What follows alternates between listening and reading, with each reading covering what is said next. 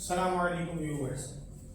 In today's class, we will discuss the concept of income elasticity of demand. In the previous lecture, we will discuss the price elasticity of demand and its measurement. So what is income elasticity of demand? Simply, when there is a percentage change in demand of goods due to percentage change in income, we use the concept of income elasticity of demand. यानी जब हमारी goods की demand में change income की वजह से है तो उस चेंज को, उस परसेंटेज चेंज को हम नाम देते हैं इनकम इलास्टिसिटी ऑफ डिमांड.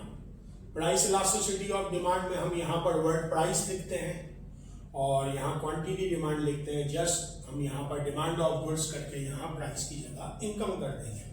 तो हमारी इनकम में जब परसेंटेज चेंज आए, वो राइज हो या फॉल हो, उस वजह से हमारी डिमांड्स में जो चेंज आएगा उस चेंज को मेजर करने के लिए हम इकोनॉमिक्स में इनकम इलास्टिसिटी ऑफ डिमांड के कॉन्सेप्ट को डिस्कस करते हैं.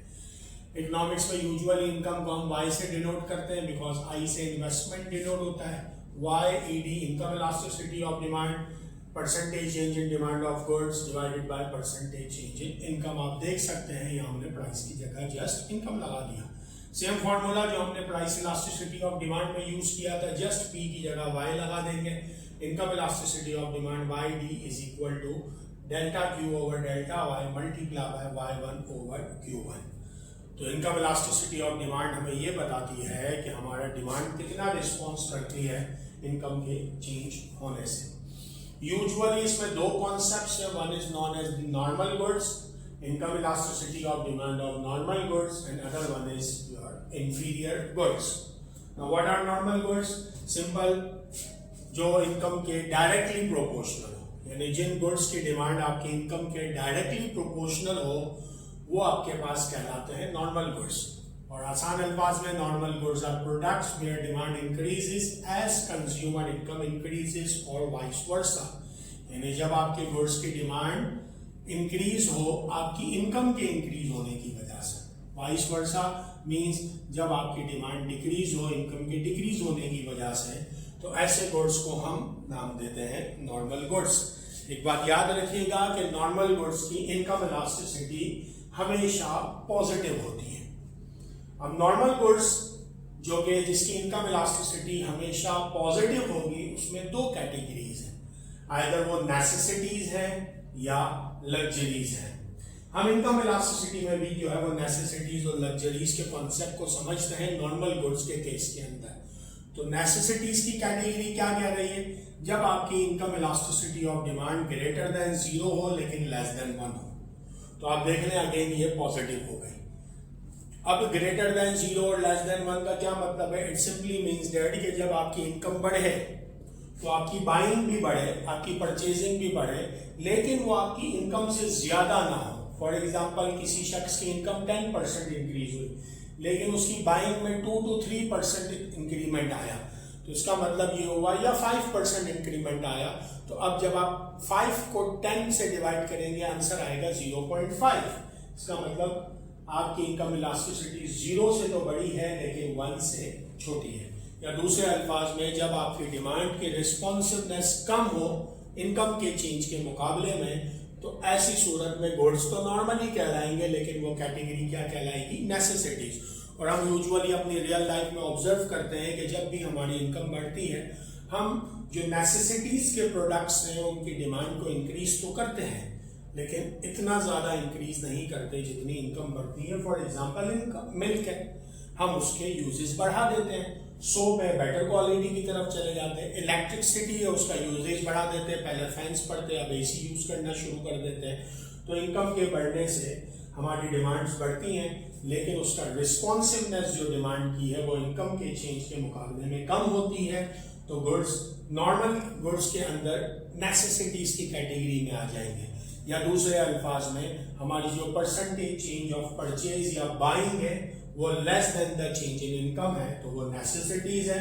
और अगर percentage change in purchase of goods जो है वो more than the percentage change in income है, या दूसरे अल्फाज में डिमांड मोर रिस्पॉन्स कर रही है या उसकी डिग्री ऑफ रिस्पॉन्सिवनेस इनकम के चेंज से ज्यादा है, तो ऐसी सूरत में वो गुड्स नॉर्मल गुड्स की कैटेगरी में लग्जरीज होंगे। अगेन होगी पॉजिटिव, लेकिन होगी ग्रेटर दैन 0। फॉर एग्जाम्पल आपकी इनकम 10% बढ़ी और आपने जो है वो अपनी सेविंग से या कहीं से उधार लेकर ज्वेलरी खरीद ली, वेकेशंस पर चले गए, गाड़ी खरीद ली, तो अब आपने अपनी इनकम से ज्यादा परचेजेस कर ली या ज्यादा डिमांड्स कर ली, या परचेजेस का परसेंटेज आपकी इनकम के परसेंटेज से ज्यादा है, तो ऐसी सूरत में वो गुड्स आपके लग्जरीज कहलाएंगे। तो नॉर्मल गुड्स वो गुड्स हो गए जो इनकम के साथ पॉजिटिवली कोरिलेट करते हैं, ग्रेटर देन 0 हमेशा उसका रिजल्ट होगा, और अगर वो नेसेसिटीज है तो वो ग्रेटर देन 0 और लेस देन 1 होंगे, और अगर वो लग्जरीज है तो वो ग्रेटर देन 1 होंगे। It simply means that normal goods की इनकम इलास्टिसिटी हमेशा पॉजिटिव होगी, ये याद रखिएगा।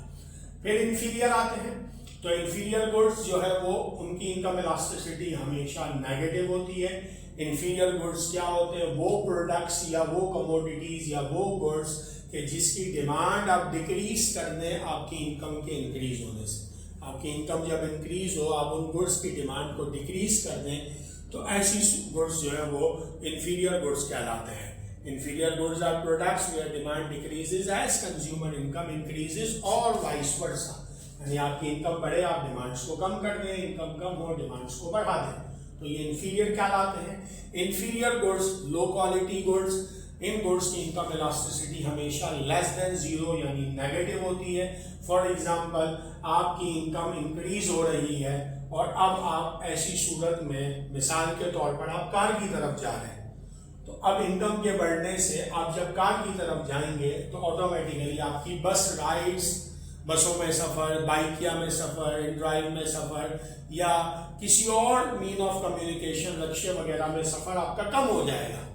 तो ये देखें, आपकी इनकम बढ़ी तो आपने बस राइड्स की डिमांड को कम कर दिया और आप कार पर शिफ्ट हो गए, तो अब बस राइड्स आपके पास इंफीरियर गुड्स कहलाएंगे कि उनकी डिमांड्स कम हो गई, और कार आपके पास नॉर्मल। तो यहाँ एक इकोनॉमिक थ्योरी ज़हन में रखिए कि जब भी 2 गुड्स होंगे तो उनमें से लाजमी एक आपके पास नॉर्मल होगा और दूसरा इंफीरियर होगा। मेरी इनकम बढ़ती है, मैं किसी अच्छे मोबाइल फोन को खरीदता हूँ, फॉर एग्जांपल मैं आईफोन 17 प्रो मैक्स ले लेता हूँ, तो अब इनकम के बढ़ने से मैंने वो मोबाइल यूज करना शुरू कर दिया, वो मेरा नॉर्मल गुड हो जाएगा। अभी मैं सैमसंग या रियलमी या और कोई मोबाइल इस्तेमाल कर रहा हूँ जो comparatively in terms of price जो है वो आईफोन से सस्ता है, तो अब उन्होंने उसकी डिमांड्स को कम कर दिया, तो वो मेरे लिए क्या हो गया? इंफीरियर। इन शॉर्ट, जब डिमांड की डिग्री ऑफ रिस्पॉन्सिवनेस को आप इनकम के साथ चेंज करें तो इनकम इलास्टिसिटी ऑफ डिमांड, जब वो पॉजिटिव होगी तो नॉर्मल गुड्स, और जब वो नेगेटिव होगी तो वो inferior goods. Thank you very much, take care of your self, अल्लाह हाफिज।